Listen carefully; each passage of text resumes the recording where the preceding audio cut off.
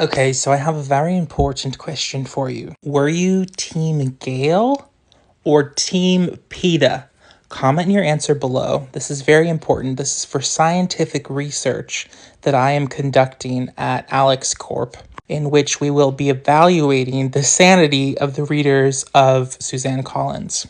Now, I have read the original trilogy probably like 30 or 40 times because I have no life. I've only read the prequel once and I did enjoy it, but I haven't just like it hasn't gotten into my rotation yet. Like I'm kind of obsessive with books where I'll read a book, like I'll love a series and then I'll just like every 3 months like re-listen to the whole series on Audible because I listen to books as I fall asleep. And yeah, I don't know. This is a sidebar. But after reading the book so many times, I just think what if the video cut off there and I didn't tell you my choice? I just like think that like being Team PETA to me feels like the only logical choice. Because even though commonality wise, like we're taught, right?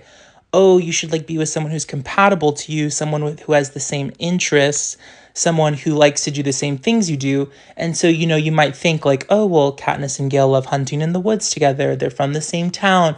They share similar cultural values. They both have like a protective energy over their families. And, that, yes, they do have that commonality. But I think in a relationships are like love, even after like the feelings of euphoria wear off. Like when you love someone, you're committed to them, you're committed to like showing up for them every single day, even on the days you don't feel like it, because you've made like a vow and a commitment and a partnership.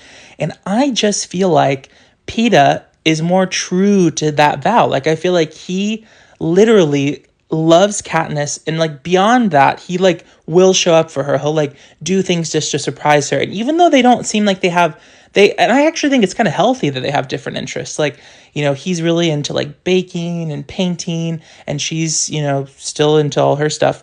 And I do think that the narrative kind of supposes that, oh, they were trauma bonded by the Hunger Games. And I feel like after what happens in the third book, it's kind of unforgivable territory for Katniss. And even though it's not like explicitly stated, I think like readers are pretty well aware of what Gale did. But I'm kind of like thinking about more objectively, like if the events of the books hadn't have taken place, I still think Peeta is the better choice than Gale. Am I crazy? Comment your answer below. I might be like literally insane, but I just think like even if the Hunger Games didn't take place, same town, same trio, like her and Peeta are a better match. Better match. Her and Gale, a little too similar. A little too